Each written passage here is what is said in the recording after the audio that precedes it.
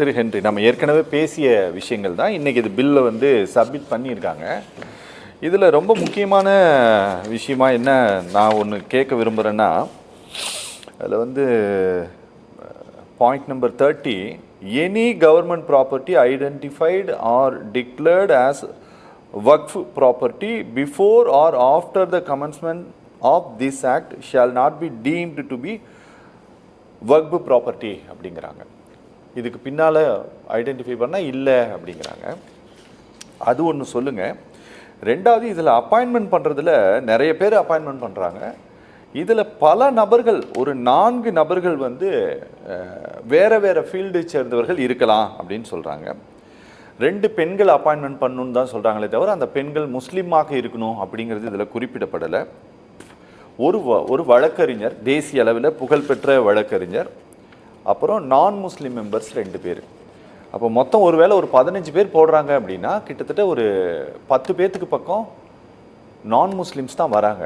இது சரியானதாக இருக்குமா? இது இல்லை, பாரதிய ஜனதா கட்சியினுடைய அஜெண்டாவே நான் ஏற்கனவே பல முறை சொல்லியிருக்கேன். எங்கள் அண்ணன் செல்வண்ணனும் அதை ஏற்றுப்பாருன்னு தான் நினைக்கிறேன். இன்றைக்கி வந்து வக்ஃபுக்கான சொத்துக்களில் வந்து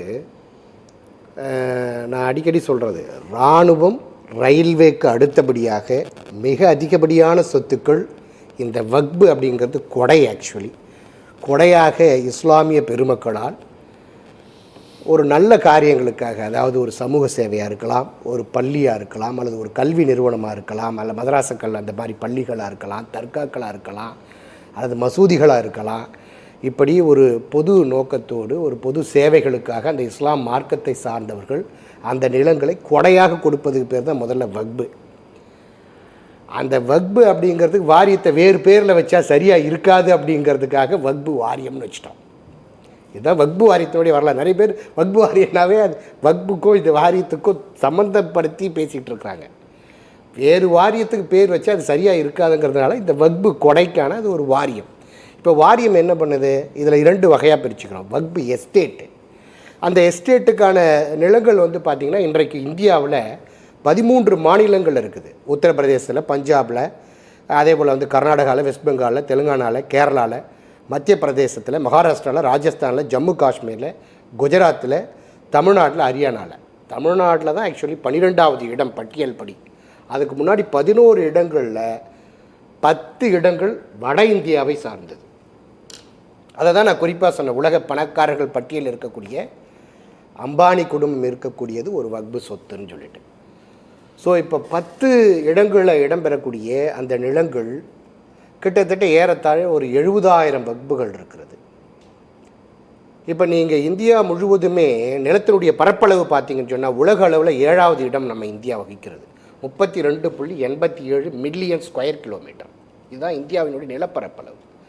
தமிழகம் நமக்கு 12வது இடத்துல தான் ஆக்சுவலி இந்த வக்ஃபு ப்ராப்பர்ட்டியை பொறுத்த வரைக்கும் இருக்குது. ஸோ தமிழகம் 1,30,058 சதுர கிலோமீட்டர்.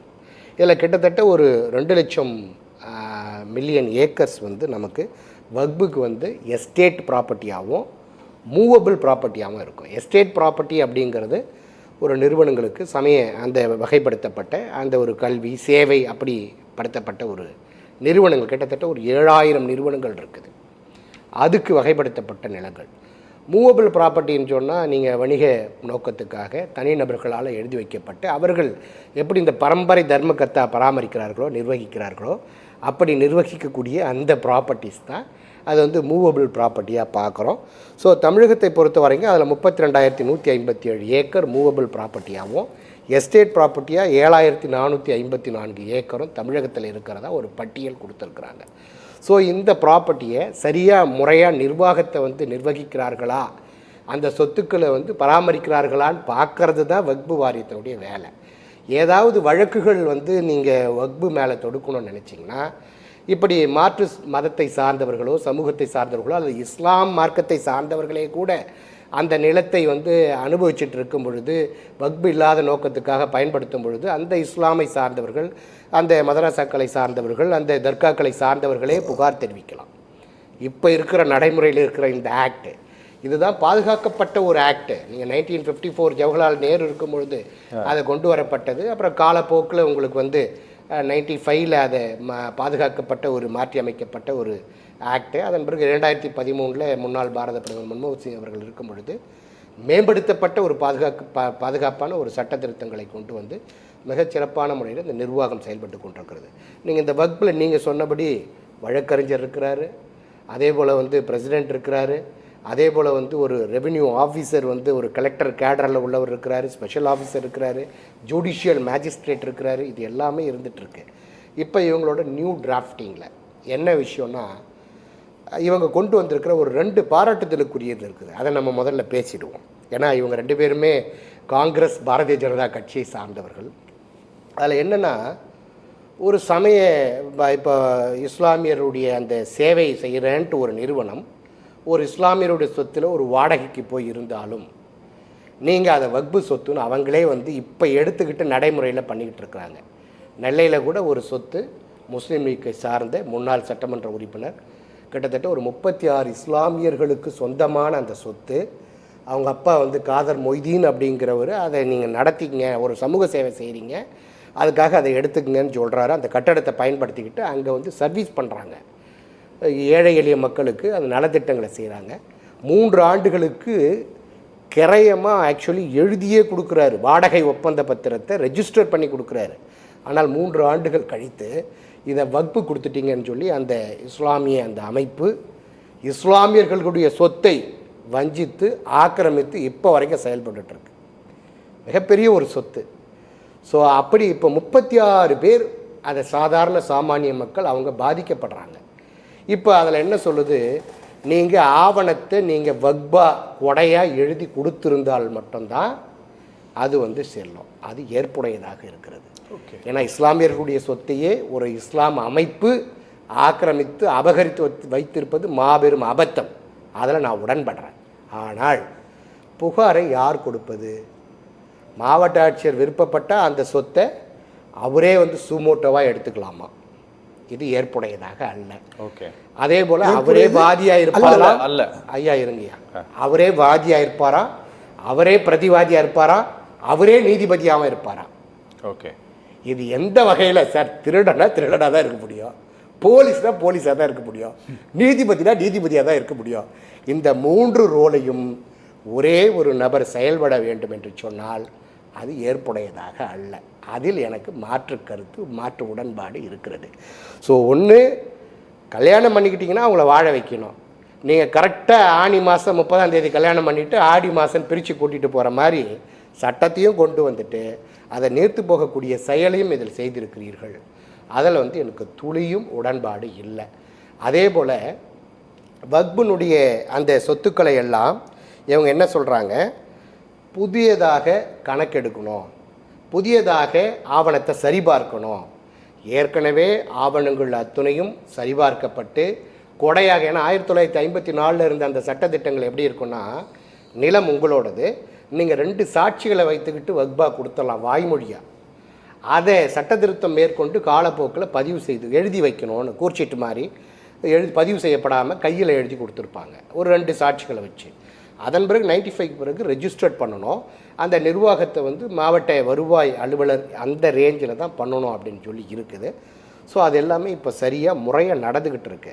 இவங்க கூடுதலாக நீங்கள் சொன்ன விஷயம், பெண்கள் மேல் பாரதிய ஜனதா கட்சிக்கு ஒரு மிகுந்த கருணை, சம உரிமை கொடுப்பதாக நினைத்து 2 பெண் உறுப்பினர்களை சேர்க்க சொல்லியிருக்காங்க.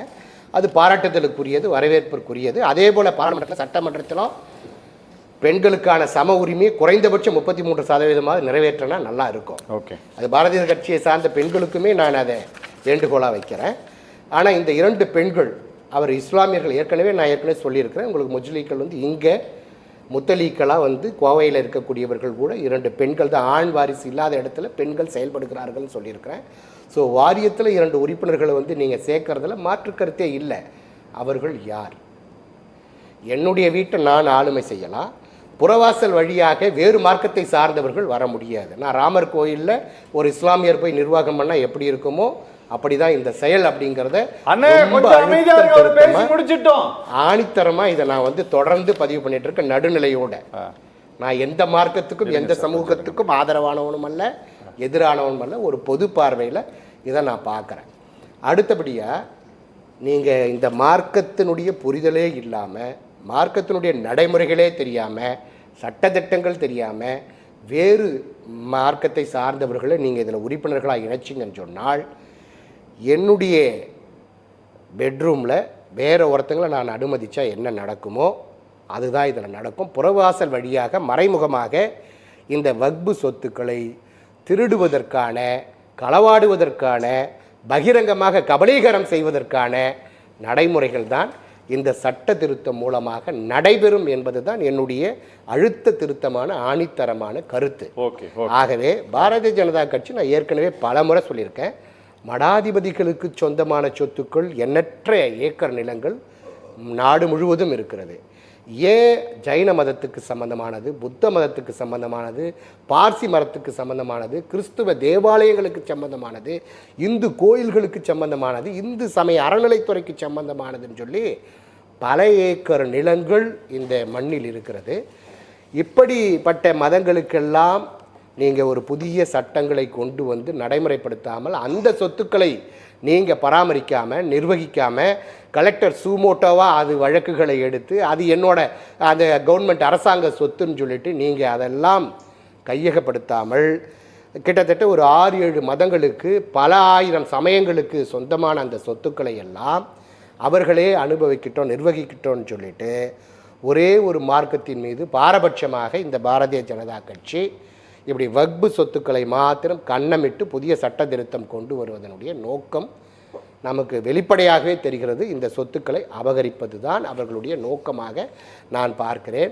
நீங்கள் பாரபட்சம் இல்லாமல் நான் சொன்ன அத்துணை மதத்தினுடைய சொத்துக்கள் மீதும், அதே போல் மடாதிபதிகள், கோயில்கள், இப்படி பெரிய ஆதீனங்களினுடைய சொத்துக்களை எல்லாம் கூட இப்படி அரசு இதே போன்று பாரபட்சமின்றி அவர்கள் கையகப்படுத்தி அரசு தன்னுடைய கட்டுப்பாட்டில் வச்சுக்கிட்டு ஏழை எளிய மக்களுக்கு, நிலங்கள் இல்லாதவர்களுக்கு, வீடுகள் இல்லாதவர்களுக்கு பட்டா போட்டு கொடுக்கும்னு சொன்னால் நிச்சயமாக வரவேற்பதிலே நான் முதல் ஆளாக இருப்பேன்.